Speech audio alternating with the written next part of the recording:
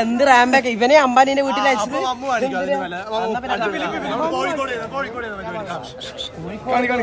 അല്ല അത് നമ്മള് മൂന്നാളുണ്ടായിട്ടില്ലേ ഇങ്ങനല്ലേ അങ്ങനെ നിക്കണ്ട. പിന്നെ ഇച്ചിരി മാസം കന്നഡ വേണം എന്നാലും ഓറാക്കല്ലേ. അപ്പൊ കണ്ടേ റാമ്പ കണ്ടേ സ്ട്രൈറ്റ് കൊച്ച പോകുന്ന പോലെ പോണോ? കൊച്ച പോകുന്ന അല്ല ഇങ്ങനെ പെണ്ണുങ്ങളാടാ. ഞാൻ കേട്ട അസ്പാക്കട്ടാ. അസ്പാക്ക എനിക്ക് ഫിലിപ്പ്